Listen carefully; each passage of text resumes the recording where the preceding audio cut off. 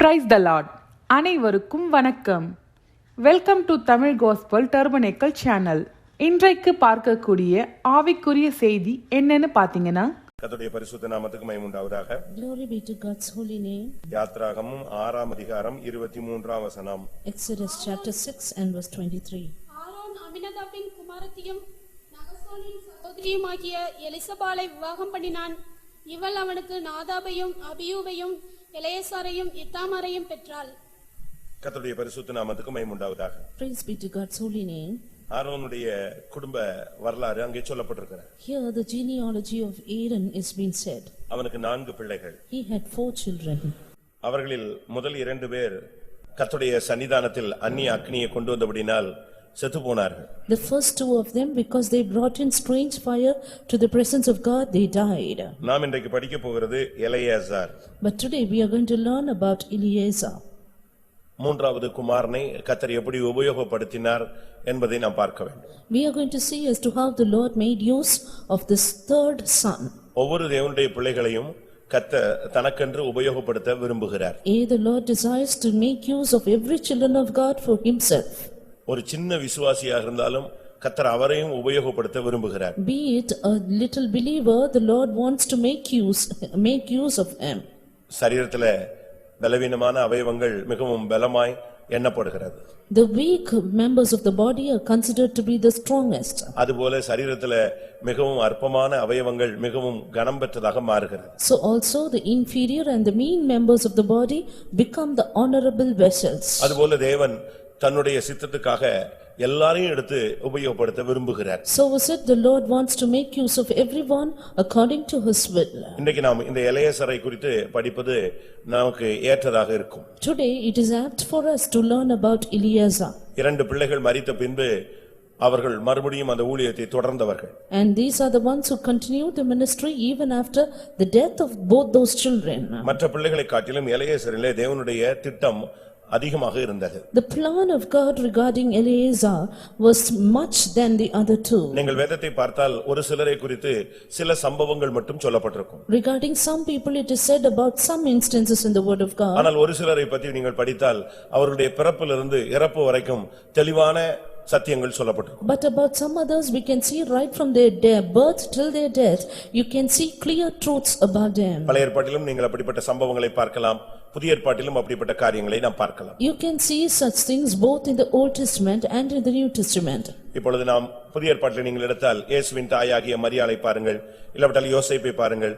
அவர்கள் பிறப்போ அவருடைய வளர்ப்போ ஒன்றுமே சொல்லப்படவில்லை. Now consider Mary and Joseph in the New Testament, their birth and their growth, none of these has been mentioned. அவர்கள் ஒரு கருவியாக சில காலங்கள் பயன்படுத்தப்பட்டார்கள். And they were only made use of as an instrument for certain days. அதற்கு பின்பு அவருடைய முடிவு சொல்லப்படவில்லை. And the end is not declared. அப்படியானால் ஒரு திட்டத்துக்காக அவர்களை எடுத்திருக்கிறார், அவர்களை உபயோகப்படுத்தி முடித்து விட்டார். That is, the Lord has taken them for a particular plan.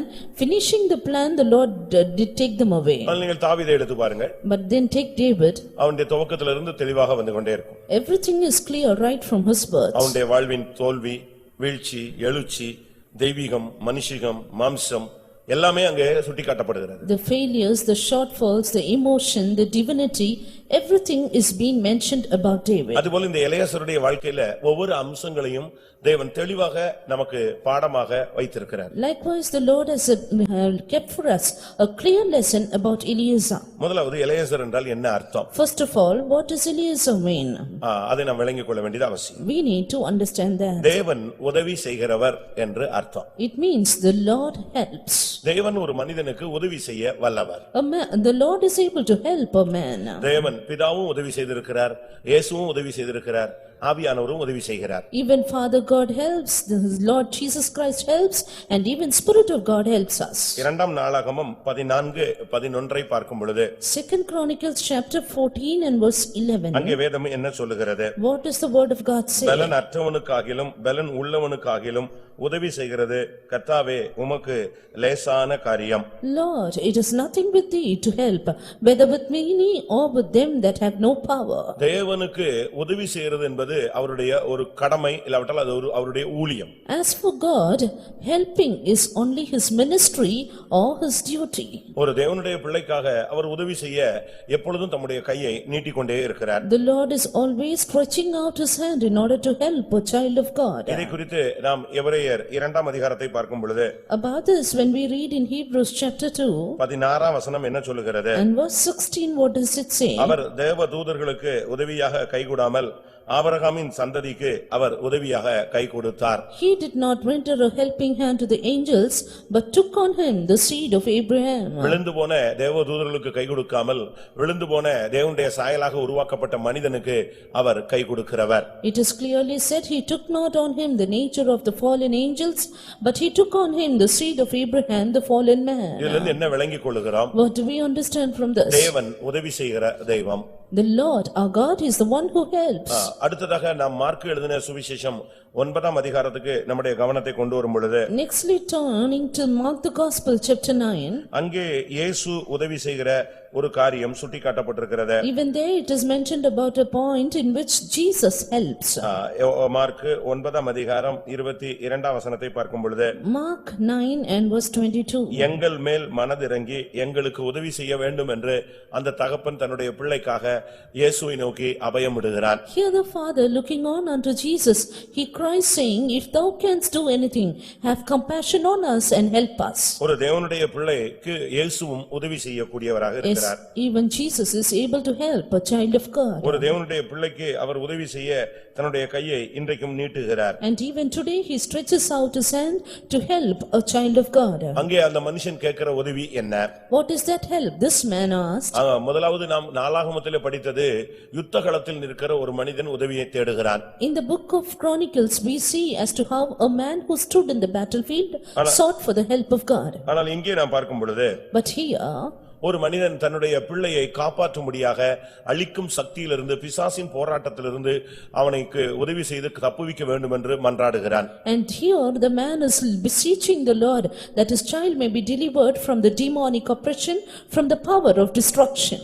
நீங்கள் பழைய ஏற்பாட்டையும் புதிய ஏற்பாட்டையும் அலசி ஆராய்ந்தாலும் எந்த இடத்தில் ஒரு மனிதன் உதவி கேட்டாலும் பிதாவோ குமாரனோ பரிசுத்த ஆவியானவரோ உதவி செய்ய முடியாது என்று சொன்னது கிடையாது. Rinsing through the Old Testament and the New Testament, we see as to how the Father, Son and Holy Ghost have never refrained from helping a person when they sought for his help. அந்த பிள்ளைக்கு இயேசு உதவி செய்தார். Here Jesus helped the child. அதே mark 9ஆம் அதிகாரம் 24ஆம் வசனத்தை பார்க்கும் பொழுது Again turning to verse 24 of Mark chapter 9. அடுத்ததாக அவர் உதவியை அவன் தேடுகிறான். He seeks the next help. அந்த தகப்பனுக்கு அங்கே தேவைப்பட்ட உதவி என்ன? What was the help that the father needed? என் அவிசுவாசம் நீங்கும்படி எனக்கு உதவி செய்யும். Help thou mine unbelief. அப்படியானால் இருந்து என்ன விளங்கிக் கொள்கிறோம்? Then from this what do we understand? ஒரு மனிதனுக்கு எந்த சூழ்நிலையிலும் எப்பேற்பட்ட சூழ்நிலையிலும் எந்த ரீதியிலும் உதவி செய்ய இயேசு போதுமானவர். Jesus is more than sufficient enough for us to help any man in any time at any need. பிசாசை துரத்துவதற்கு மாத்திரமல்ல, Not only for casting out devils, ஒருவனை குணமாக்குவதற்கு மட்டுமல்ல, not only for healing a person. இங்கே இயேசுவிடத்தில் அவன் கேட்கிறான், எனக்கு உதவி செய்ய வேண்டும். என்ன உதவி?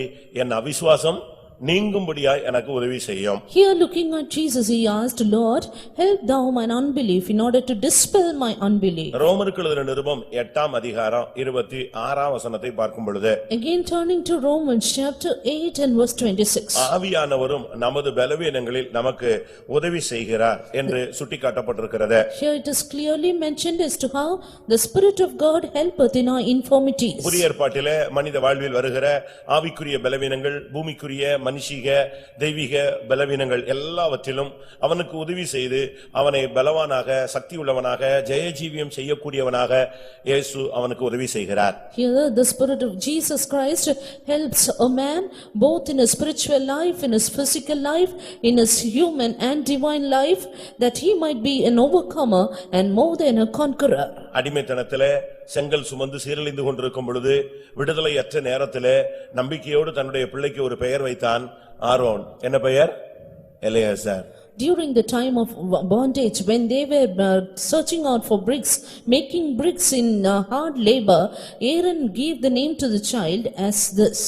தனக்கு விடுதலை கிடைக்கும் என்று அவனுக்கு நம்பிக்கையே கிடையாது. He had no hope of a deliverance. ஏனென்றால் பல தலைமுறைகள் அவர்கள் அடிமைகளாக இருந்து விட்டார்கள். Because they were under bondage for many years. ஆனாலும் அவனுடைய உள்ளத்துக்குள்ளே தேவன் உதவி செய்வார் என்கிற ஒரு எழுப்பு வாஞ்சை, ஒரு விசுவாசம் உள்ளுக்குள் உதித்துக் கொண்டிருந்தது. But still he had a faith, a desire rising up within him that God will help. ஆனபடியால்தான் அவன் சொன்னான், தேவன் எனக்கு உதவி செய்கிறவர் என்று சொல்லி தன்னுடைய மூன்றாவது பிள்ளைக்கு என்ன பெயர் வைக்கிறான்? எலியாசர்.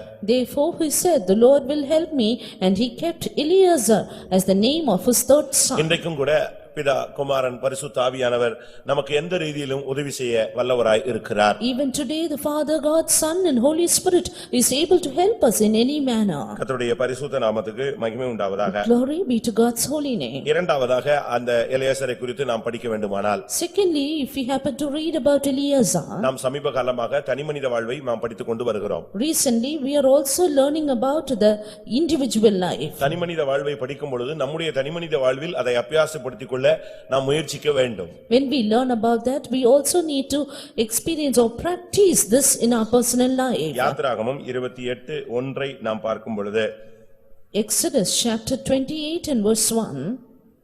உன் சகோதரனாகிய ஆரோன் எனக்கு ஆசாரிய ஊழியம் செய்யும்படிக்கு நீ ஆரோனையும் அவனோடே கூட அவன் குமாரராகிய நாதாப், அபியூ, எலெயாசார், இத்தாமார் என்னும் ஆரோனின் குமாரரையும் இஸ்ரவேல் புத்திரரிலிருந்து பிரித்து உன்னிடத்தில் சேர்த்துக் கொள்வாயாக.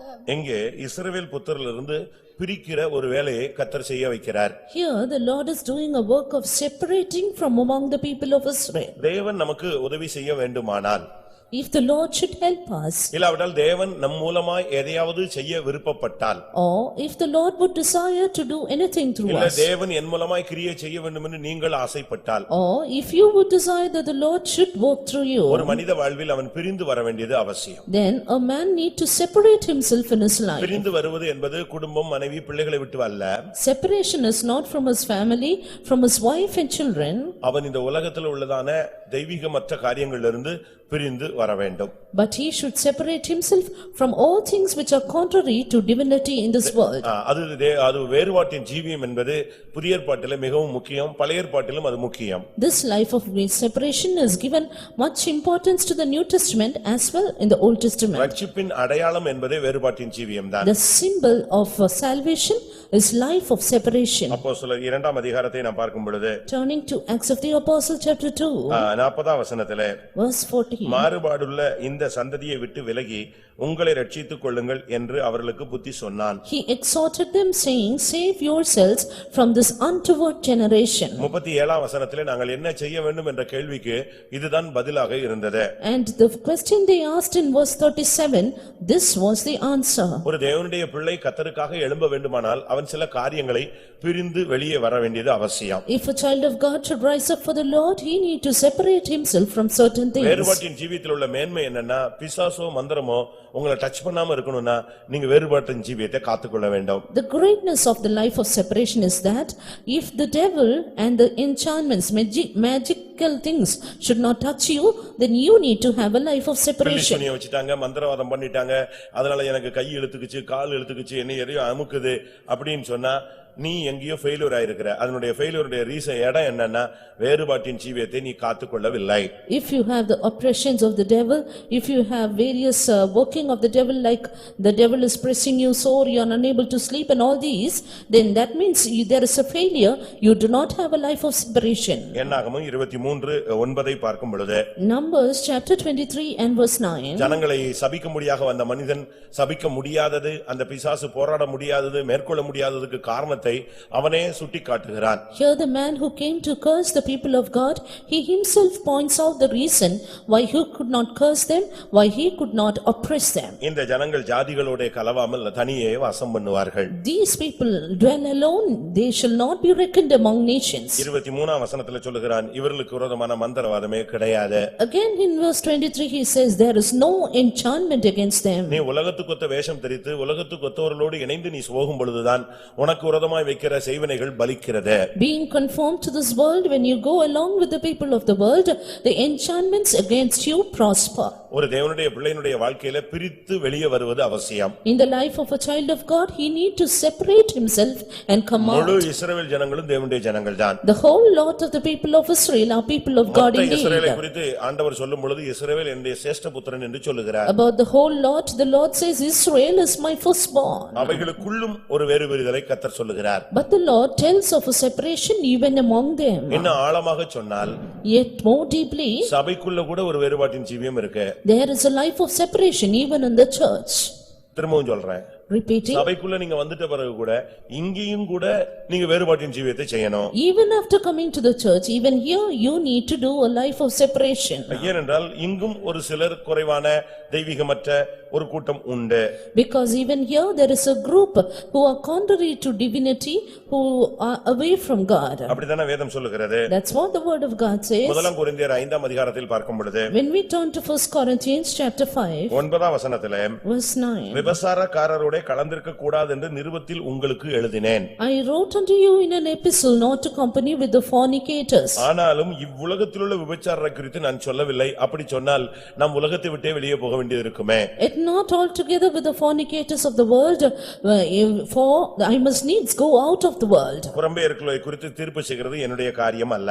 And it is not with me in order to judge the people outside. 11ஆம் வசனத்திலே நான் உங்களுக்கு எழுதினது என்னவென்றால் சகோதரன் என்று எண்ணப்பட்ட ஒருவன் தவறு செய்தால் என்று அவர் சுட்டிக்காட்டுகிறார். And in verse 11 he clearly says, but now I write unto you that if anyone called a brother would do anything. அதனால இந்த மார்க்கத்திலே வந்த பின்பு வேறுபாட்டின் ஜீவியம் என்பது ஒவ்வொரு கட்டத்திலும் நமக்கு பயிற்சிவிக்கப்பட வேண்டும். Therefore after coming to this path, the thing is we need to practice this life of separation in every stage. பாவத்திலிருந்து வெளியே வந்துடுறீங்க.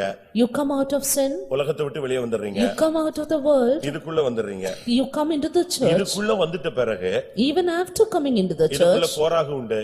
there is envy here. இதுக்குள்ள கோராகுன்னு ஒரு கூட்டம் இருக்கு. There is one group who's called Korah. இன்னொரு கூட்டம் தாத்தான்னு ஒரு கூட்டம் இருக்கு. Another group who's called Dathan. இன்னொரு கூட்டம் அபிராம்னு ஒரு கூட்டம் இருக்கு. Another group called Abiram. இவங்க எல்லாம் செங்கடலை கடந்தவர்கள் தான். And these ones also crossed the Red Sea. ஆனாலும் இவர்களுக்குள்ள விகற்பமான ஒரு மறைவான ஒரு வாழ்க்கை இருந்து கொண்டே வந்து காலம் வந்த பொழுது வெளியானது. But there was a contrary, a secret life within them, and when the time came it was revealed. மோசே மூலமா கர்த்தர் பேசுகிறார். The Lord spoke through Moses. இவங்களை விட்டு வெளியே வந்து நில்லு. You come out of these people. அவங்கள சபைக்குள்ளேயே அப்படியே பூமிக்குள்ள இறக்குறாரு. And the Lord in the church itself sent them into the earth. இது ஒரு வேறுபாட்டின் ஜீவியம். This is a life of separation. நீ செய்யாவிட்டா கர்த்தர் செஞ்சா அது கஷ்டமா இருக்கும். If you don't do it and the Lord does it, you will feel it difficult. ஒரு காரியத்தை கர்த்தர் நம்மட்ட சொல்றாரு. The Lord is saying something to you. அதை நம்ம செஞ்சிரணும். And we have to do then. நீ அதை செய்யாத பட்சத்துல If we don't do it, அவர் செஞ்சா எப்படி இருக்கும்? then if he does it, யோசிச்சு பாருங்க. just think.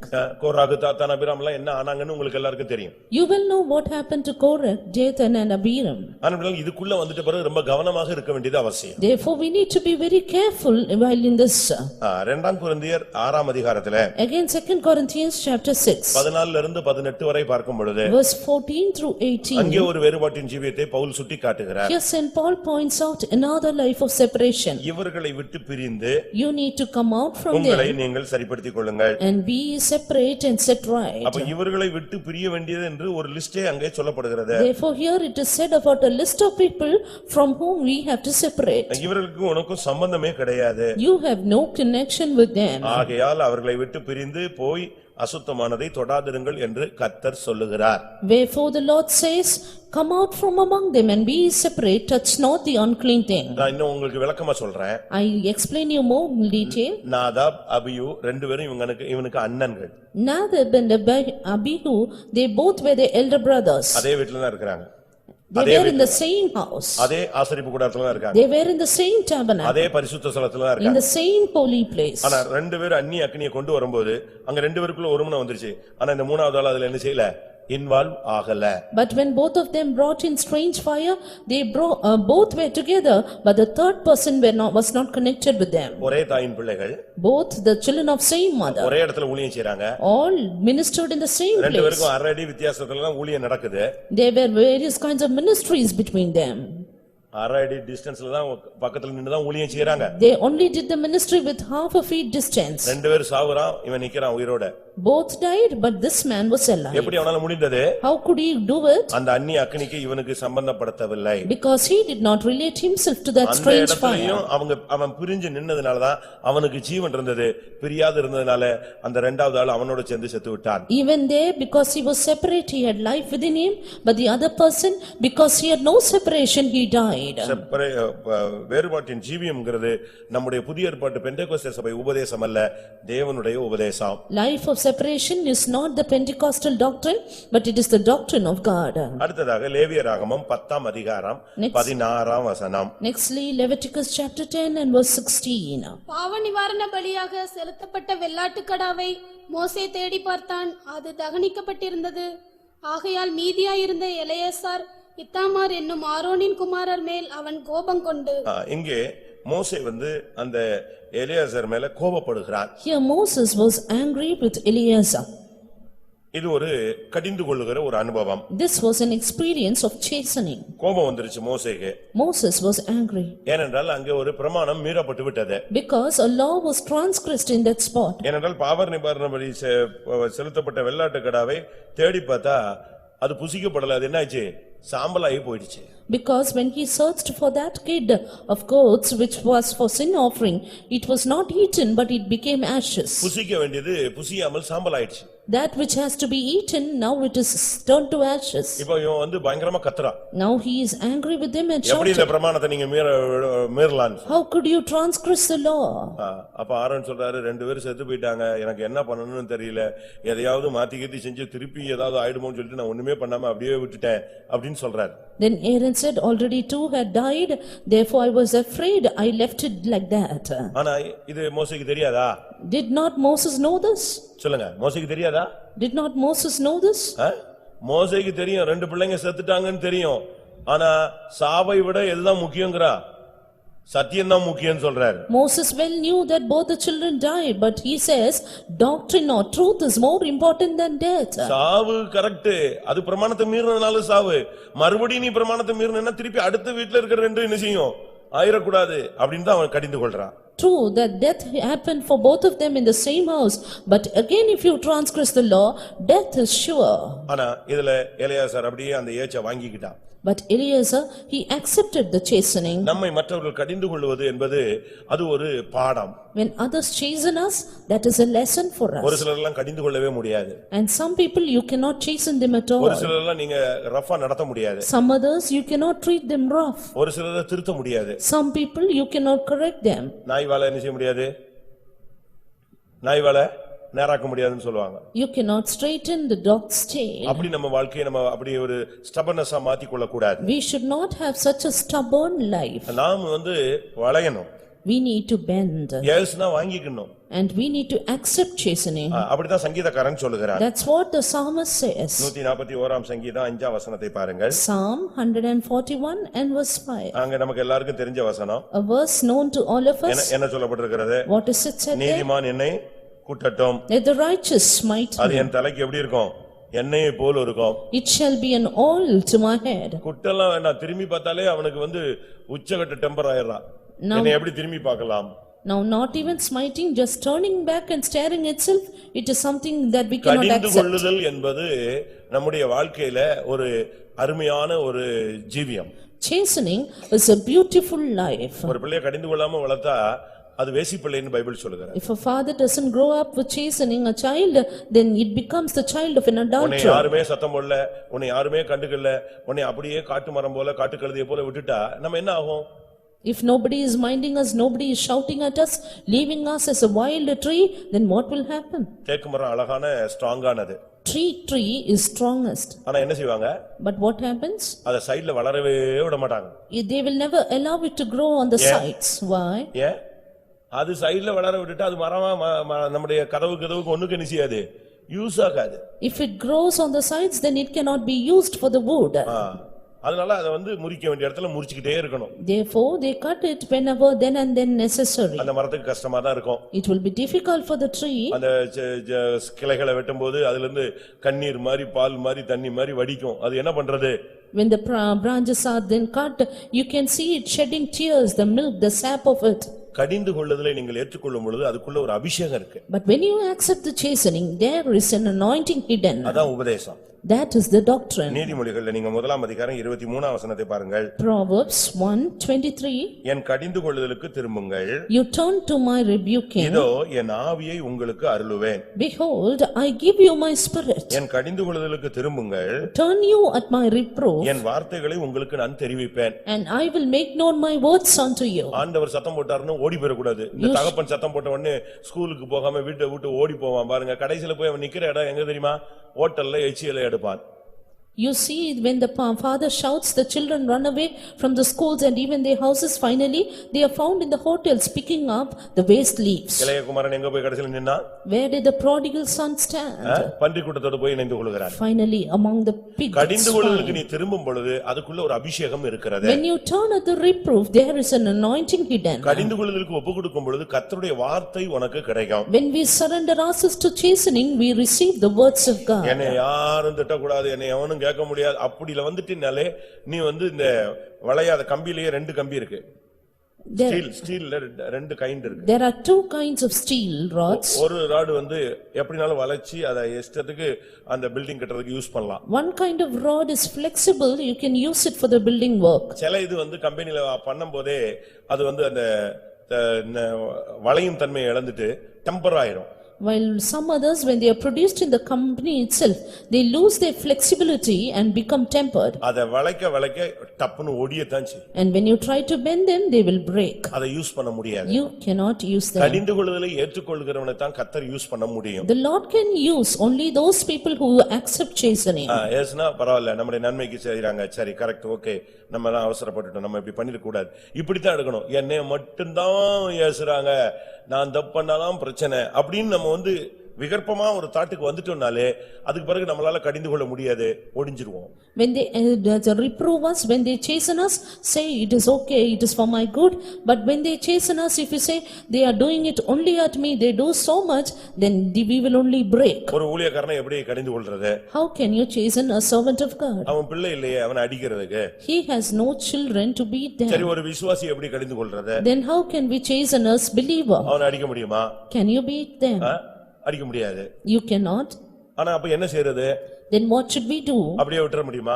Can we leave them like that? விட்டா ஆண்டவர் எங்கள்ட்ட கணக்கு கேட்பாரே. Then the Lord will ask account of us. இதுக்கு தான் வேதம் என்ன சொல்லுகிறது? That is what the word of God says. நீதிமொழிகள் 6:23 பார்க்கும் பொழுது Proverbs 6:23. போதக சிட்சையே ஜீவ வழி. Reproofs of instruction are the way of life. அந்த போதகத்துல கொடுக்கிற லைட்டா கொஞ்சம் டோஸ் அவனை கரெக்ட் பண்ணிட்டே இருக்கும். The little doses in that instruction will correct the person. அதுலயும் கூட அவனை திட்டலன்னு சொன்னா நாங்க என் ஊழியத்துல உங்களை ஏமாத்துறோம்னு அர்த்தம். Even then, if you do not reprove, then that means we are doing a cheating ministry. நீங்க உங்களை நாங்க ஏமாத்தி காசு வாங்கிட்டு இருக்கோம்னு அர்த்தம். We cheat you and receive money at your hands. உன்னை கரெக்ட் பண்ண வேண்டியது எங்களுக்கு கையில கொடுக்கப்பட்ட ஒரு ஊழியம். But correcting you is a ministry given into your hands. தகப்பன் பிள்ளையை பெரம்பினால் அடித்தால் அவன் என்ன செய்யான்?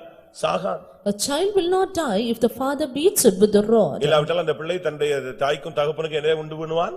லட்சையையும் அவமானத்தையும் உண்டு பண்ணுவான். Or else the child will bring shame for the parents. அதனாலதான் பவுல் சொல்றார், நான் பெரம்போடு வர வேண்டுமா அன்போடு வர வேண்டுமான்னு கேக்குறேன். That's why Saint Paul is asking, should I come with the rod or with love? ஒரு மனுஷன் தன்னுடைய குறைகளை சுட்டிக்காட்டும் போது அதை ஏற்றுக்கொள்ளணும், அவன் தான் ஞானியாய் மாறுவான். When a man points out at our mistakes, we should accept it, only that person will become wise. என்னாகமம் 3ஆம் அதிகாரம் 4ஆம் வசனம். Numbers chapter 3 and verse 4. என்னாகமம் 3:4. Numbers 3:4. நாதாபும் அபியூவும் Sinai வனாந்தரத்தில் அந்நிய அக்கினியை கர்த்தருடைய சந்நிதியில் கொண்டு வந்தபோது கர்த்தருடைய சந்நிதியில் மரித்து போனார்கள். அவர்களுக்கு பிள்ளைகள் இல்லை. எலெயாசாரும் இத்தாமாருமே தங்கள் தகப்பனாகிய ஆரோனுக்கு முன்பாக ஆசாரிய ஊழியம் செய்தார்கள். ஆசாரிய ஊழியம் அவர்கள் செய்தார்கள். They did the priest's office.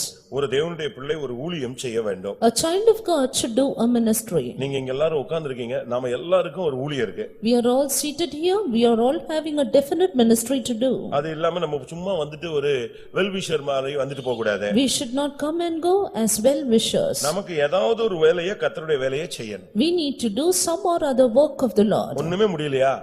If you cannot do anything, prayer செயின்ல உட்கார்ந்து பிரேயர்லயாவது என்ன செய்யணும் then be seated in prayer in the prayer chain hall. இல்ல குப்பை அள்ளணும் Or else இல்ல பாத்திரம் கழுவணும். heap up the dung or ஏதோ wash ஒன்றை vessels. நமக்கு செஞ்சாதான் நம்ம மனசாட்சி என்ன செய்யும், ஆண்டவருக்கு நான் இன்னைக்கு செஞ்சேன் அப்படின்னு உனக்கு திருப்திப்படுத்தும். Do something, only then our conscience will satisfy us saying we have done something for the Lord. அதுக்கு தான் ஊழியக்காரங்க 200 பேர் வச்சிருக்கீங்களே அப்படின்னு நீங்க சொல்லலாம். Then you may say that's why you have 200 servants of God. அப்படி அல்ல.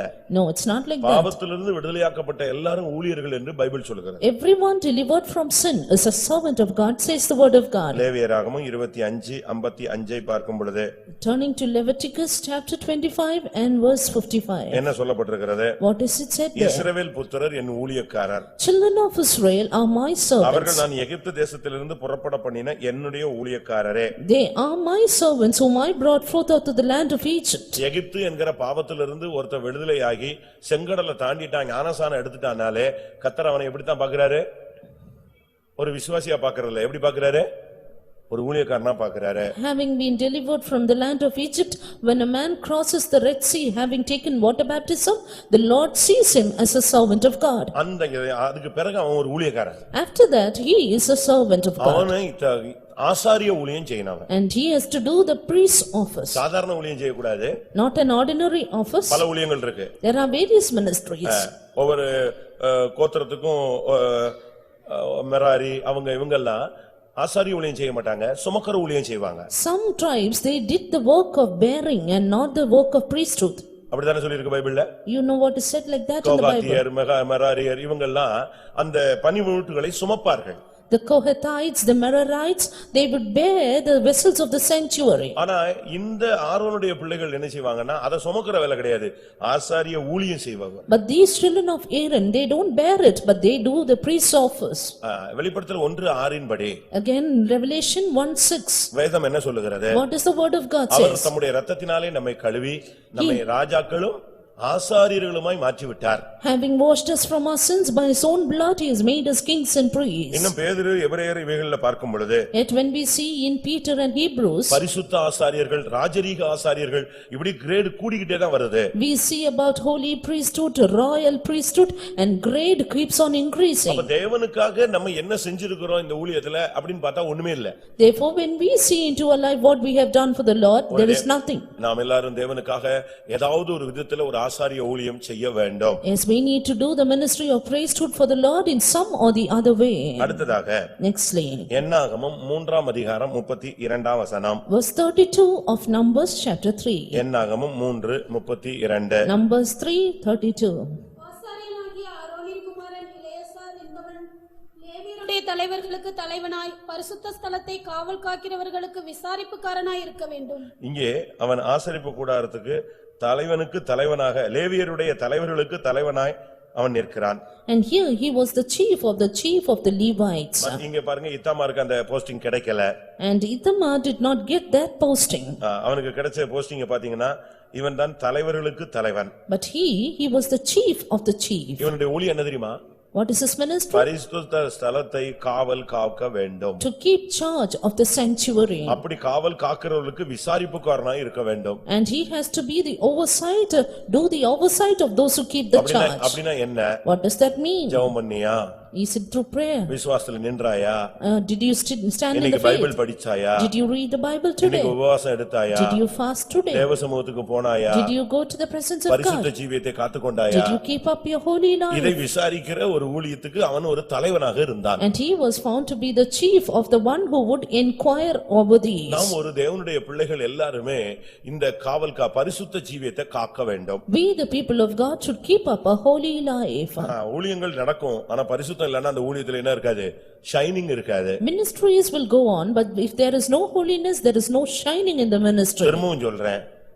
திரும்பவும் சொல்லுகிறேன். Repeating, ஊழியம் செய்யலாம். you may do the ministry, பரிசுத்தம் இல்லன்னா ஷைன் பண்ண முடியாது. but you cannot shine without holiness. நாமும் ஒரு one of the worker minister இப்படி தான் போயிட்டே இருக்கும். We will be just one of the minister and we will just go that way. அது தேவையில்லை. But that is not needed. இவன் தலைவர்களுக்கு தலைவனாக நின்றான். He was a chief of the chief. ஏனடா அவனை கர்த்தர் தான் கொண்டு வந்து பரிசுத்த ஸ்தலத்தை காவல் காக்கிற எல்லாருக்கும் விசாரிப்புக்காரன். Because it is the Lord who brought him to be the oversight of all those who keep the charge of the sanctuary. அவனால சும்மா இருக்க முடியாது. He could not keep quiet. quiet. ஏனென்றால் அவனுக்கு ஒரு பொறுப்பு இருக்கு, உத்தரவாதம் இருக்கு, அவன் கேள்வி கேட்கக்கூடிய ஒரு ஸ்தானத்தில் இருக்கிறான். Because he had a definite responsibility, a position in which he asked questions to others. நாம நம்ம பிள்ளைகளை அப்படி விசாரிக்கிறோமா?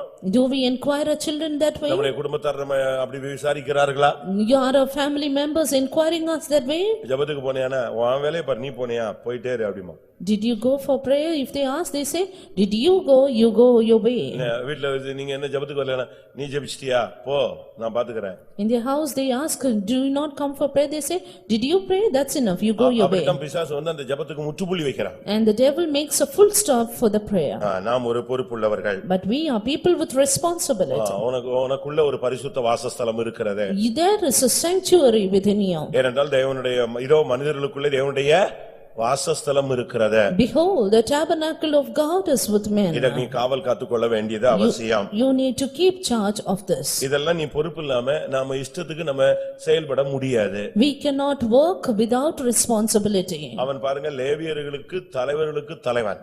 See, he was the chief of the Levites. தேவன் தான் அவனை அந்த ஸ்தானத்துல உச்சிக்கு கொண்டு வந்து நிப்பாட்டுறார். It is the Lord who kept him on the peak of that position. நம்மில் எத்தனை பேர் இப்படிப்பட்ட ஒரு விசாரிப்பு உள்ளவர்களாய் இருப்போம்? How many of us have this nature of inquiry? நமக்குள்ளேயே பரிசுத்த ஸ்தலம் இருக்கிறது.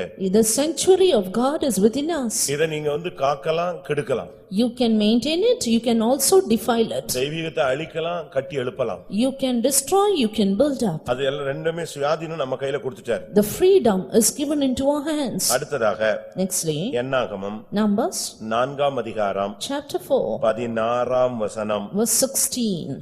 ஆசாரியனாகிய ஆரோனின் குமாரன் எலெயாசார் விளக்குக்கு எண்ணெயையும் சுகந்த தூப வர்க்கத்தையும் தினந்தோறும் இடும் போஜன பலியையும் அபிஷேக தைலத்தையும் வாசஸ்தலம் முழுவதையும் அதிலுள்ள யாவையும் பரிசுத்த ஸ்தலத்தையும் அதன் பணிமுட்டுகளையும் விசாரிக்க கடவன் என்றார். இங்கே 7 காரியத்துக்கு மேல அவனுக்கு விசாரிப்பு கொடுக்கப்படுகிறது. Here his nature of oversight for these things are given him. எப்பவும் அவனுக்கு இந்த விசாரிப்பை அவன் கரெக்ட்டா பாத்துக்கிட்டே இருக்கணும். Always he has to keep up this sight or oversight over these. இத தேவனே அவன் கையில கொடுக்கிறார். The Lord himself gave this into his hand. ஆண்டவரே அவன் கையில கொடுக்க சொல்லி மோசேட்டையும் ஆரோன்டையும் பேசிட்டார். The Lord had spoken to Moses and Aaron to give this duty to him. அவனுக்கு 7 ஊழியம் கொடுக்கிறார். 7 ministries. விளக்குக்கு எண்ணெய், Oil for the light, சுகந்த தூப வர்க்கம், sweet incense, போஜன பலி, daily meat offering, அபிஷேக தைலம், anointing oil, வாசஸ்தலம் முழுவதும், all the tabernacle, பரிசுத்த ஸ்தலம், all that is in the sanctuary, அதன் பனிமூட்டுகள், and the vessels in it. இது எல்லாத்தையும் அவன் எப்பவும் விசாரிப்புல கண்ட்ரோல்ல என்ன இது நடந்துகிட்டு இருக்குங்கிறது அவனுக்கு முன்னால தெளிவா இருக்கணும். He had to keep the clear oversight, a clear control over all these things. ஊழியங்கிறது சும்மா இல்ல, ஜிப்பா போடுறதோ இல்லாவிட்ட ஒயிட் அண்ட் ஒயிட் போடுறதோ நகையை கலத்துறதோ இல்லாவிட்ட மீசை எடுக்கிறதோ இதெல்லாம் செஞ்சுட்டோன்னு உடனே நமக்கு வந்து சீட் அலர்ட் ஆயிடுச்சுன்னு நினைச்சிடக்கூடாது. Just because we wear the dress in white and white, just because we remove our ornaments and do many things like that, don't think the seat is reserved for us. உன்னுடைய ஜீவியத்துல விளக்குக்கு எண்ணெய் இருக்கா? Is there oil for the light in your life? விளக்கு இருக்கு. The light is there. ஆனா விளக்குக்கு எண்ணெய் இருக்கா? But is there oil for the light? கிருபை இருக்கா? Is there the grace? இரக்கங்கள், தேவனுடைய இரக்கங்கள் இருக்கா? Do we have the mercies of God? விளக்குக்கு எண்ணெய் இல்லைன்னா என்ன பிரயோஜனம்? If there is no oil, what is the use of ஒரு it? பெரிய விளக்கு இருக்கு, அதுக்கு எண்ணெய் இல்லைன்னா என்ன பிரயோஜனம்? There's a big lamp but no oil, what is the use? ஒரு பெரிய ஃபோக்கஸ் லைட்டை கட்டி விட்டுட்டு சப்ளை இல்லைன்னா என்ன இருக்கும்? There's a big focus light but no current supply, what is the use? இருள் அடைந்து கிடக்கும். Then it will be totally in darkness. விளக்குல எண்ணெய் இருக்கணும், அந்த எண்ணெயை வச்சு திரிய வச்சு கொளுத்துனாதான் குத்து விளக்குகளின் மத்தியில யார் உலாவுவா? தெய்வம் உலாவுவாரு. There should be oil in the light, and only if it burns brightly, God will move among the candlesticks. உங்களுடைய விளக்குல எனக்கு எண்ணெய் இருக்கா? Is there oil in your light? அந்த புத்தியுள்ள புத்தி இல்லாத கன்னிகளை நீங்க படிச்சு பாருங்க. You learn about the wise and the unwise virgins. புத்தி இல்லாதவங்களுக்கு எண்ணெயே இல்ல. The unwise virgins, they had no oil. சரி, புத்தி உள்ளவங்களுக்கு என்ன இருக்கான்னு கேட்டா கொஞ்சம் எண்ணெய் இருக்கு. But the wise virgins had a little oil. ஒரு சில ஜெபம் பண்ணுவாங்க, ஆண்டவரே புத்தி உள்ள கன்னிகளா எங்களை வைத்துக்கொள்ளு. ஐயோ வருகையில நானே இப்பமே கைவிடுறதுக்கு நீங்க எழுதி கொடுத்த மாதிரி இருக்கு. Some people always pray, Lord, keep me as the wise virgin. It is like, Lord, reserve me to be left behind at your coming. புத்தி உள்ள கன்னிகையும் கைவிடப்பட்டவதான், புத்தி இல்லாத கன்னிகையும் கைவிடப்பட்டவங்க தான். The wise virgin, the foolish virgin, both of them are left behind church. ஏனென்றால் எப்பதான் வராரு மணவாளன்? Because when does the bridegroom come? அதெல்லாம் தெளிவா இருக்கும். நடு ராத்திரியில். He comes at midnight. அது ஒரு சப்ஜெக்ட். அதுக்கு இப்ப போக டைம் இல்ல. We have no time to go into that. உபத்திரவகாலத்தின் நடுவுல ஒரு இயேசு என்ன செய்யறார்? இரண்டாவது வர்றத தன்மையை காண்பிக்கிறது. It shows that Jesus appearing the second time in the mid tribulation. அத புத்திக்கு வச்சிட்டு நம்மாலும் புத்தி உள்ள கன்னிகையானே மாற்றும் ஜெபிப்பாங்க. Some people not understanding that they pray, Lord make me a wise virgin. இன்னும் ஒரு குரூப் ஆண்டவரே 30 60 100 30 60 100 ன்னு ஜெபிக்கிறவங்க இருக்காங்க. Another group of people they pray, Lord make me 30 60 and 100. 30க்கு ஜெபிச்சா நீயே ஜஸ்ட் பாஸ் கொண்டு போய் ஜனத்தை நிப்பாட்றன்னு அர்த்தம். If you are praying for 30-fold, then that means you are making yourself to stand in the just pass grade. 30 60க்கு இந்த அப்போஸ்தல ஊழியமே தேவையில்லை. Independent மினிஸ்ட்ரியே போதும். For 30 and 60-fold independent ministry is enough, not this apostolic ministry. ஒரு சுவிசேஷகனுடைய ஊழியத்துல ஒருத்தன் பங்கெடுத்தாலே அவன் 30% அடிச்சிட்டு வந்துருவான். A man who is partaking in the ministry of an evangelist, he will have this 30%. ஏதாவது ஒரு அபிஷேகம் பெற்ற சபையில இருந்தா அவன் 60 அடிச்சிட்டு போய்டுவான். If he is in some anointed church, he can take that 60-fold. இந்த பிரதேசத்துல நிக்கிறவனுக்கு 100 தான் தேவையே தவிர 30 60க்கு இவ்வளவு பத்தியம் இருக்க வேண்டிய அவசியம் இல்ல. But those who aim at 100, they need this consecrated life, but those who are aiming at 30 and 60 need not have this consecrated life. விளக்குக்கு எண்ணெய் இருக்கா விசாரிச்சு பாரு. Do you have oil for the light? Inquire. உன்னுடைய விளக்குல எண்ணெய் இல்லனா இன்னைக்கு எண்ணெயை வாங்கிக்கொள். If there's no oil, today get it. இரண்டாவது சுகந்த தூப வர்க்கம். Nextly, sweet incense. prayer life எப்படி இருக்குன்னு நீ விசாரிச்சு பாரு. You just inquire how is your prayer life. உன் மனைவியோ புருஷனோ ஊழியக்காரனோ இல்ல உடன் ஊழியக்காரனோ நீ காலையில 4 மணி ஜெபத்துக்கு போனாயா 6 மணி ஜெபத்துக்கு போனாயா 10 மணி ஜெபத்துக்கு போனாயான்னு உன்னை விரட்டிக்கிட்டே இருக்கணும்னு இல்ல. நீயே விசாரிச்சு பாரு இன்னைக்கு ஏன் நம்ம போகல. நீ எலேசர் தானே, கர்த்தர் உனக்கு உதவி செய்கிறவர் தானே, நீயே யோசிச்சு பாரு ஏன் உன்னால போக முடியல. இத்தனை வாரமா நீ போலையே, இப்படியும் போனீன்னா உனக்கு ஃபியூச்சர் எப்படி இருக்கும், உன்னால இந்த வாழ்க்கையில நிக்க முடியுமா? நம்மளே அனலைஸ் பண்ணணும். We should analyze ourselves whether we are attending all prayers, whether we are able to sit in the presence of God for us together, and we should analyze ourselves and have an oversight over ourselves. சுகந்த தூப வர்க்கம் ஜெபம் முக்கியம். Sweet incense, prayer is much important. கர்த்தர் time கொடுப்பாரு. The Lord will give you time. சுகம் கொடுப்பாரு. The Lord will give you health. எழுப்புவாரு. The Lord will raise you up. இது ஒரு time. This is a time. அதுக்கு பிறகு எழுப்ப மாட்டாரு. And then he will not make you up. You will not get grace. படுக்கையிலேயே கிடக்க வேண்டியிருக்கும். You will have to be on bed. அப்போ ஒரு காலம் அது. And that is another time. அதனால கிடைக்கிற டயத்தை நீங்க பயன்படுத்திக்கணும். Therefore make use of the time you get. Pastor Joel அவர்கள் அடிக்கடி சொல்லும் பொழுது Pastor Joel very often used to say, கண்ணு நல்லா இருக்கும்போதே பைபிளை படிச்சு முடிச்சிரு. when the eyes are good sight, then you read the Bible and finish. முழங்கால் அதிகமா போட்டுக்கோ. When your knees are okay, you be on your knees much. கை இழுத்துட்டு போறதுக்கு முன்னாலேயே ரெண்டு கையும் வைத்து நல்ல ஸ்தோத்திரம் பண்ணி பழகிடு. Even before your hands get paralyzed, raise up both your hands and praise God. உனக்கு டைம் கிடைக்கும் போதே கர்த்தர் எழுப்பும் பொழுதே எழும்பி தேவ சமூகத்துல சுகந்த தூப வர்க்கத்தை போட்டுக்கொள். When you get time, when the Lord wakes you up, sit in the presence of God and put sweet incense. தினந்தோறும் இடும் போஜன பலி. And the daily meat offering. அது எதை காண்பிக்கிறது? What does that show? தினமும் தேவ சித்தம் செய்வதை காண்பிக்கிறது. It shows daily doing the will of God. இன்னைக்கு வேதம் வாசித்தாயான்னு எழுதி போட்டுருப்பீங்க. ஆனா யார் வீட்லயும் இன்னைக்கு தேவ சித்தம் செய்தாயா அப்படின்னு எழுதி போடுறது இல்ல. And in no house they write like this, did you do the will of God today? இயேசு சொல்றாரு, என்னை அனுப்பினவருடைய பிதாவின் சித்தத்தை செய்வதே எனக்கு ஆகாரமாய் இருக்கிறது. அதுதான் சாப்பாடு, மற்றபடி வேற சாப்பாடு எனக்கு முக்கியம் இல்லைன்னு சொல்றார். Jesus said, my meat is to do and finish the work of him that sent me. He says that is my food and nothing else is important. தேவ சித்தம் செய்வதுதான் நம்முடைய ஆகாரம். Is doing the will of God is our meat. அதை விசாரிச்சு பாரு. You inquire and see. அடுத்து அபிஷேக தைலம். Nextly anointing oil. உனக்குள்ள இன்னைக்கு அபிஷேகத்துல நிரம்ப முடிஞ்சதா இல்ல அந்நிய பாஷையே வரலையா, ஒரு இருள் அடைஞ்சது மாதிரி இருக்கா, விசாரிச்சு பாரு. Are you able to get full in the anointing, or you have no unknown tongues, or are you found to be in darkness? அந்நிய பாஷை உன்னால பேச முடியுதா? Are you able to speak in unknown tongues? தேவன்ட்ட உன்னால பேச முடியுதா? Are you able to speak in other tongues? சில ஊழியக்காரங்களுக்கு எல்லாம் அந்நிய பாஷையே நான் கேட்டதில்லை. I have not heard the unknown tongues in some servants of God. அவங்க என் கூடயே ஊழியம் செஞ்சாங்க, என்னை விட்டு போய் விட்டார்கள். They worked with me, but they left us. அபிஷேகத்துல நிரம்பணும். We have to get full in the anointing. ஆவியில நிரம்பி கடிந்து கொள்ளணும். You have to get full in the anointing and ஆவியில rebuke. நிறைந்து கமாண்ட் கொடுக்கணும். You have to get full in the anointing and command. அப்படிதான் Bible சொல்லுகிறது. That's what the word of God says. எப்பத்தா அப்படினாரு, ஒருத்தனுக்கும் புரியல. He said Ephata and none could understand. அப்படினா என்ன அர்த்தமா? What does that mean? ஒருத்தனுக்கு புரியல, அப்படியே பேக் மாதிரி முழிச்சிட்டு இருந்தான். ஆனா ஒருத்தனுக்கு அது கிடைச்சு கரெக்ட் ஆயிடுச்சு. யாருக்கு? காது அடைக்கப்பட்டிருந்தவனுக்கு என்னஞ்சிருச்சு, செவிடு திறந்துடுச்சு பட்டுன்னு. எப்பத்தான்னா என்ன அர்த்தம்? திறக்கப்படுவாயாக. Ephphatha means be opened, and the man who was deaf could hear it. அது இயேசு பேசின ஒரு அயல்மொழி. That was a strange language, foreign language which Jesus spoke. பட்டுன்னு அடுத்து பேசினார், தலித்தா கூமினார். And then he spoke, Talitha cumi. ஒருத்தருக்கும் ஒண்ணும் புரியல. And nobody could understand that. அது என்ன எபிரேய பாஷையா? Is it a Hebrew tongue? எபிரேயன்னா அவனுக்கு தான் தெரிஞ்சிருக்குமே. Yes, if it was Hebrew, then they could have understood அதுவும் it. இயேசு பேசின ஒரு அந்நிய பாஷை. And that too was an unknown tongue spoken by Jesus. பட்டுன்னு செத்து கிடந்த பெண்ணு நெஞ்சிட்டா, அவளுக்கு அது புரிஞ்சிருச்சு, அந்த வார்த்தையை எழுப்பி விட்டது. Soon the dead damsel could understand the word and she woke up. அப்படிதானே? இப்படிதானே இயேசு உபயோகப்படுத்தினாரு. Is it not in that way Jesus used? சிலுவையில கூட ஒரு அந்நிய பாஷை பேசி பார்த்தார். And another unknown tongue in the cross. அதுவும் அவங்களுக்கு புரியல. And they could not understand even எலியா that. வருவான் போல இருக்கு, இவர் ஏதோ நடக்க போகுதுன்னு சொன்னான். And they said Elijah would come and something is happening. அந்நிய பாஷை பேசு, வாயை திறந்து பேசு. You speak in unknown tongue, open your tongue and speak. பேசுகிறவன் மனுஷனோட அல்ல, தேவனோடு பேசுகிறான். He that speaketh in unknown tongues, he speaketh with God and not with man. ஒரு சிலர் நாங்கள் உள்ளுக்குள்ளேயே பேசிக்கொள்ளுவோம். Some people say we speak it inside. என் பக்கத்து வீட்டுக்காரன்ட்ட போய் நீ உள்ளுக்குள்ளேயே பேசு, அவனுக்கு புரியுதான்னு பாப்போம். And you அவன் ஏன்னா ஊம மாதிரி நிக்கிறான், அவனே பாத்து. You go and speak to your neighbor in unknown tongues within yourself and he will say you're dumb. அந்நிய பாஷை பேசுகிறவன் தனக்கு பக்தி விருத்தி உண்டாக பேசுகிறான். He that speaketh in unknown tongues edifieth himself. அந்நிய பாஷை பேசுகிறவன் ரகசியங்களை பேசுகிறான். He that speaketh in unknown tongues speaketh உனக்குள்ள mysteries. இருக்கிற அபிஷேக தைலத்தை நீ ட்ரை பாரு, கூடி இருக்கா, தைலம் குறைஞ்சிருக்கா, எப்படி இருக்குன்னு பாரு. See how the anointing oil is within you, in what measure, whether it is increased or வாசஸ்தலம் decreased. முழுவதையும் And the whole of the tabernacle. உன்னுடைய சரீரம் முழுவதையும் நீ விசாரிக்கணும். You have to inquire your whole body. உன்னுடைய சரீரத்துல எங்க தோல்வி? Which part is the shortfall? உன்னுடைய வாயில தோல்வி இருக்கா?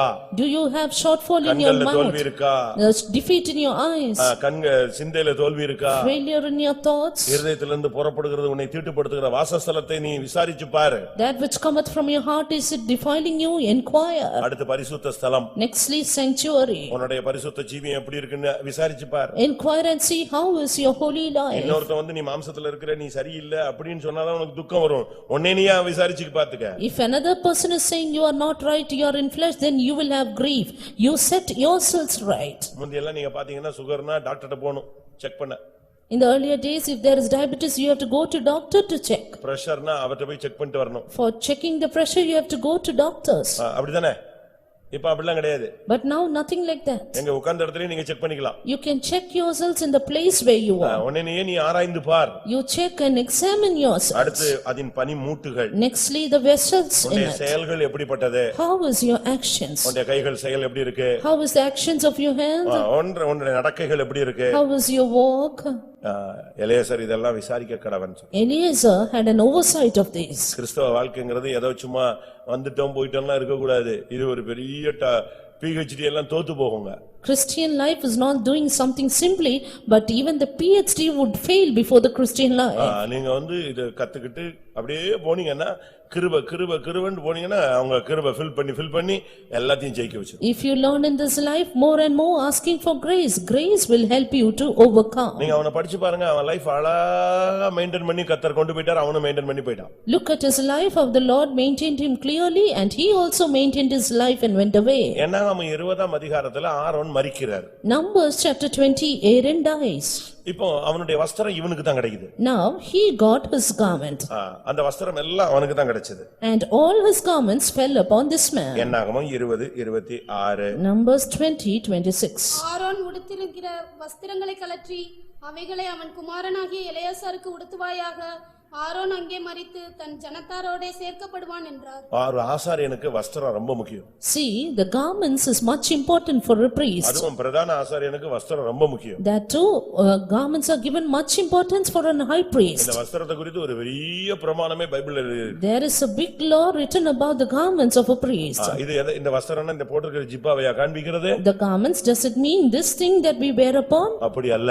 No, it is not like that. ஆண்டவர் தன்னுடைய மனசுல ஒரு வஸ்திரத்தை வச்சு அது அப்படியே ஆசாரியனுக்கு உடுத்த வைக்கிறார். The Lord keeps in his mind a garment and he puts on that garment upon the priest. நீங்கள் ஏசாயா தீர்க்கதரிசன புத்தகத்தை படிச்சு பாத்தீங்கன்னா, If you happen to read in the book of Isaiah, அவர் எதை உடுத்தி கொண்டிருக்கிறார், what was he putting upon? அவர் எதை விட்டு இருக்கு, அவர் என்னெல்லாம் உடுத்தி இருக்கிறார்னு பைபிள்ல ஒரு லிஸ்டே இருக்கிறது. There is a list of garments that he had put on. அவர் வைராக்கியத்தை சால்வையாக உடுத்தி இருக்கிறார், He had put on கொண்டிருக்கிறார். He had put on the seal as a cloak. ஏசாயா 59:17 இது சொல்லப்பட்டிருக்கிறது. Isaiah 59:17 it is mentioned. ஆவிக்குரிய ஜீவியத்திலே பல வஸ்திரங்கள் உண்டு. Yes, there are various garments in the spiritual life. அது ஒரு subject. That is a subject. ஆனா இங்கே சொல்லப்பட்டது ஆரோனுடைய வஸ்திரம். But here it is mentioned about the garment of Aaron. ஆண்டவர் அந்த ஆசாரிய ஊழியத்தை ஸ்திரப்படுத்தி அதை ஸ்தாபிக்கும்போது அவர் அந்த ஆசாரியனுக்கு பிரதான ஆசாரியனுக்குன்னு தனியா ஒரு Dress பண்ணிட்டார். When the Lord established the ministry of priesthood, he made a separate garment for the priest. அது போட்டு அவன் வந்தானாலே அந்த மகிமை இறங்கும். When he just comes with the garment, glory will descend. அதுபோல So ஆவிக்குரிய ஜீவிதத்துல நாம் சில காரியங்களை உடுத்திக் கொள்ள வேண்டியது அவசியம். it is essential that we have to put on certain things in spiritual life. அதனால பிசாசு ஒருத்தனை டச் பண்ண உடனே அவன் புடுங்கிறது எதைதான்? வஸ்திரத்தை தான் பிடிப்பான். That is why when the devil touches a person, first he snatches away his garment. அந்த எருசலேமிலிருந்து இருந்து எரிகோவுக்கு போனவனுக்கு அவன் முதலாவது இழந்தது என்னது? வஸ்திரம். The man who went down from Jerusalem to Jericho, he was stripped of his garment. மணவாட்டி மணவாளனை தேடி போகும்பொழுது அந்த நகரத்தின் காவலாளர்கள் பிடிச்சு முதல்ல எடுத்தது என்னதான்? போர்வைதான் போத்திருந்தா அதை பிடிச்சு எடுத்துட்டு போயிட்டான். When the bride went in search of the bridegroom, the watchman of the city first stripped her of her clothes. நம்முடைய வாழ்க்கையில ரொம்ப முக்கியமானது வஸ்திரம். Yes, very important in our life is our garment. தமிழ்ல சொல்லுவாங்க ஆள் பாதி ஆடை பாதி. And in the Tamil there is a proverb like this, man is half. ஆவிக்குரிய வாழ்க்கையில உனக்கு வஸ்திரம் பாதி இருக்கணும். கரெக்ட்டா? Yes, you need to have half in your spiritual life, your ஜீவியம் garments. முழுவதும் தெய்வீக வஸ்திரங்களால் உடுத்திக் கொண்டிருக்க வேண்டும். Whole of your life should be put on with the divine garments. ஆவிக்குரிய வஸ்திரங்கள் என்பது அது ஒரு பெரிய டைம் எடுத்து பேச வேண்டிய ஒரு subject. Spiritual garment is a subject which goes on for a long time. ஆனா அதுதான் நம்முடைய அலங்காரம். But that is your adorning. நமக்கு என்ன அலங்காரம்? What adorning for us? தகுதியான வஸ்திரம். The comely garments. சாந்தமும் அமைதியிலும் உள்ள ஆவி. The meek and the quiet spirit. இதுவே உங்களுக்கு அலங்காரமா இருக்க கடவுது. Let this be your adorning. நம்முடைய ஜீவியத்துல வஸ்திரம் இல்லாதவர்களாய் நாம் மாறக்கூடாது. We should not become as the ones without garments in our life. கள்ளன் ஒருத்தனை பிடிச்சா வஸ்திரத்தை எடுத்துறான். பிசாசு ஒருத்தனை பிடிச்சாலும் என்னதான் உரியுது? பிசாசு பிடித்த ஒருவன் கல்லறையில் இருந்தான், வஸ்திரம் இல்லாதவனாய் இருந்தான். When the thief caught that person, he stripped him of his garments.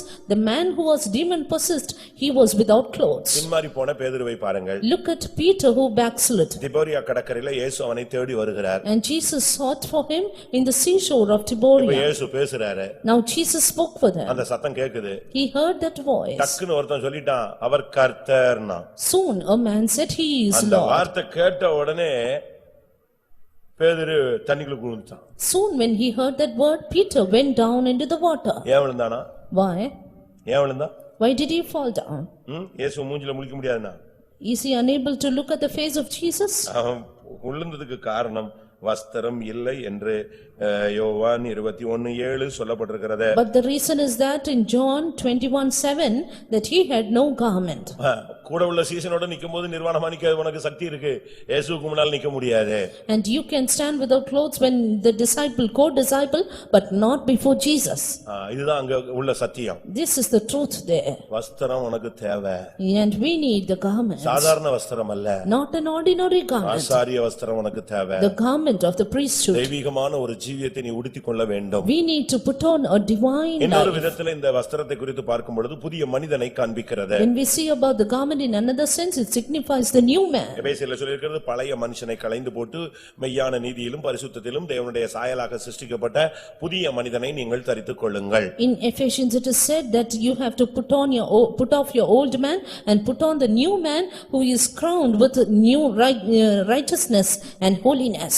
என்னாகமம் 27:21 பார்க்கும் பொழுது Numbers 27:21. என்னாகமம் 27:21 Numbers 27:21. அவன் ஆசாரியனாகிய எலெயாசாருக்கு முன்பாக நிற்க கடவன்.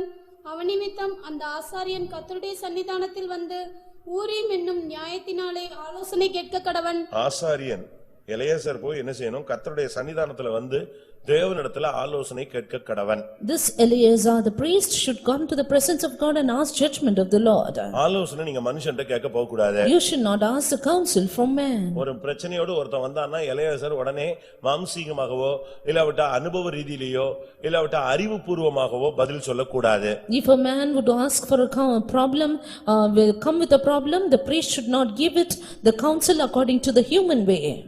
நம்மில் அநேகர் நம்ம செய்யற தவறு அதுதான். That is the mistake mistake many of us commit. மனுஷிகமா என்ன பதிலோ டக்குன்னு அதை சொல்லிடுறோம். We give a human reply for them. இல்ல நம்ம படிச்சது தெரிஞ்சதை வச்சு அறிவுபூர்வமா பேசிடுறோம். Or we speak according to our wisdom and experience and studies. இல்ல விட்டா என்ன செய்யறோம்? Or else- அனுபவத்துல என்னென்ன நம்ம ஷார்ட் அடி வாங்கியிருக்கோம், எப்படி இப்படி போனா அப்படி வரும், அதை தெரிஞ்சு வச்சு சொல்லிடுறோம். We only teach them out of our experience. அனுபவம் வந்து எல்லா இடத்துலயும் கை கொடுக்காது. Experience cannot give a helping hand in all places. ஒரு இடத்துல ஆண்டவர் கண்மலையை அடிக்க சொல்றாரு. At one point, God said, "You have to smite the rock."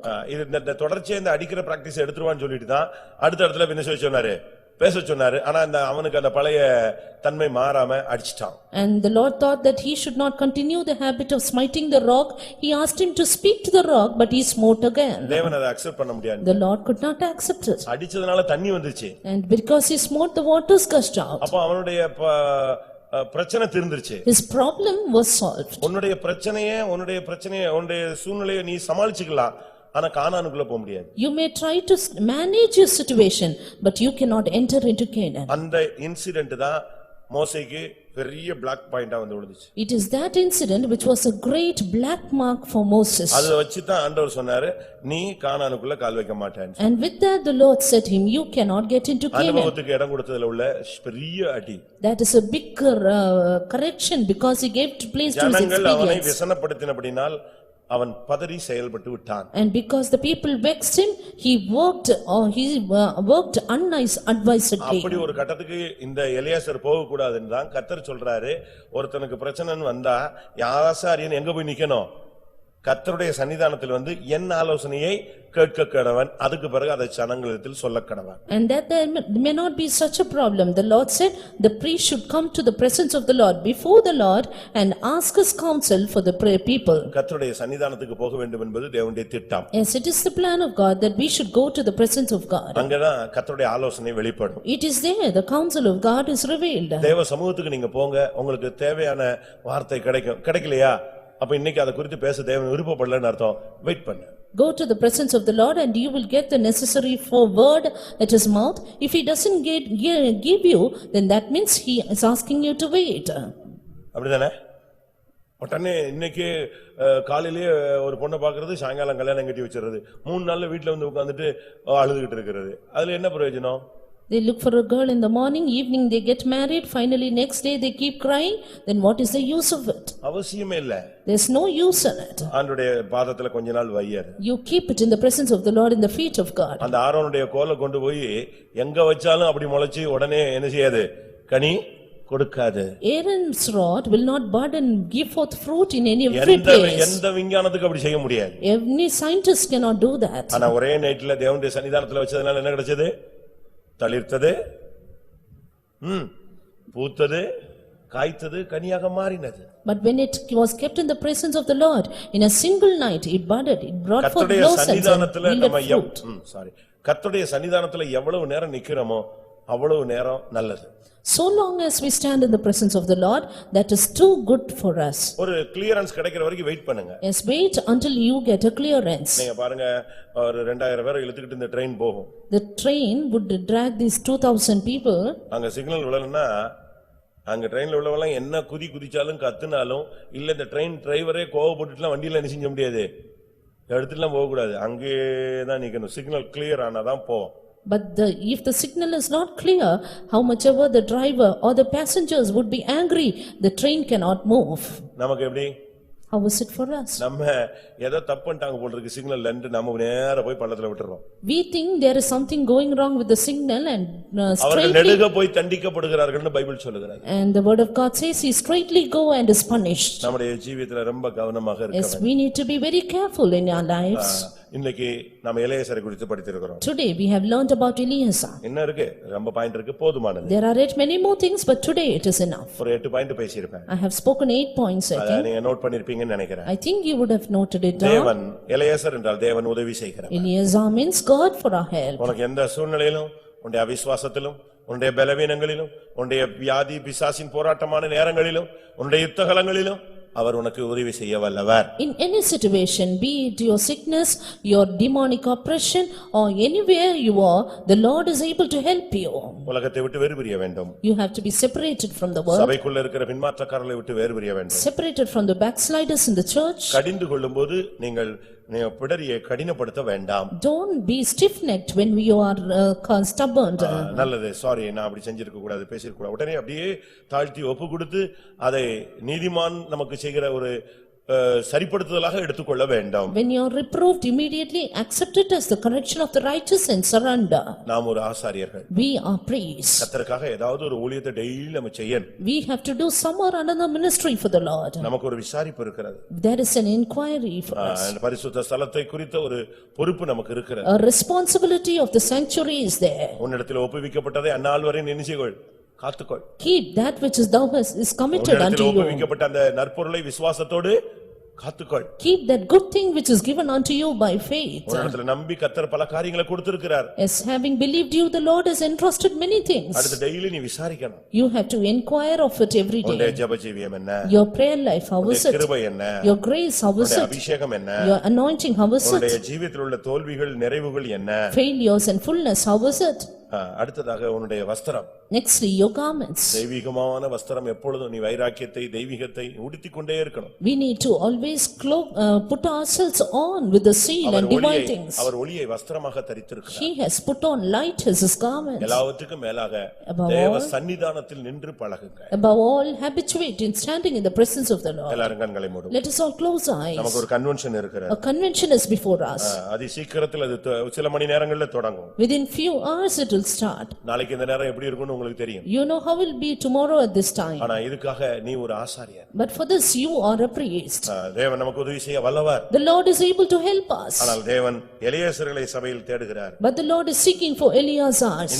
இந்த மாலை நேர கூட்டத்துல கூட கர்த்தர் நம்முடைய சபையில எலியாசர்களை எதிர்பார்க்கிறார். Even at this evening meeting, the Lord is searching for Eleazars among us. Nadab Abihu தேவையில்லை. Nadab and Abihu is not needed. சபையில எலியாசர்கள் கர்த்தருக்கு தேவை. But the Lord wants Eleazars in the church. தேவன் உதவி செய்ய வல்லவர் என்று காத்திருக்கிற ஜனங்கள் தேவை. The Lord needs people who save, who wait saying God will தேவ help me. சந்நிதியிலே நிற்கிற ஜனங்கள் தேவை. The Lord needs people who would stand in the presence of God. தெய்வீகத்தை உடுத்திக் கொள்ளுகிற ஜனங்கள் தேவை. The people who would clothe on divinity.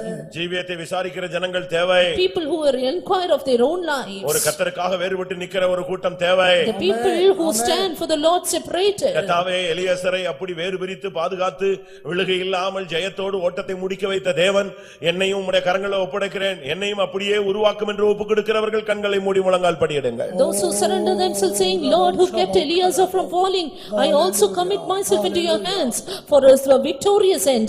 Let us yield ourselves. குடும்பத்தில் பல மரணங்கள் வந்தது. There are various deaths in the family. ஊழியத்தில் அநேகர் மரித்து போனார்கள். Many died in the ministry. இவன் அவர்களோடு இணைந்து கொள்ளவில்லை. But he did not join with இவன் them. மரணத்துக்குரியவன் அல்ல, இவன் ஜீவனோடு ஊழியம் செய்யும்படியாக அழைக்கப்பட்டவன். He was not meant for death but called for life with the ministry. நீ இந்த சபையில ஒரு Eleazar. You are an Eleazar in this church. அப்படிப்பட்டவர்கள் எல்லாரும் கண்களை மூடி உங்களை ஒப்புக்கொடுங்க. Such ones close your eyes and surrender. எலியாசாருக்கு ஒரு அபிஷேகம் இருந்தது. Eleazar had an anointing. எலியாசாருக்கு ஒரு ஊழியம் இருந்தது. He had a ministry. எலியாசாருக்கு ஒரு வஸ்திரம் இருந்தது. Eleazar had a garment. எலியாசாருக்கு ஒரு பொறுப்பு இருந்தது. Eleazar had a charge. அருமையான தேவனுடைய ஜனமே, உனக்கு ஒரு ஊழியம், உனக்கு ஒரு அபிஷேகம், உனக்கு ஒரு பொறுப்பு உண்டு.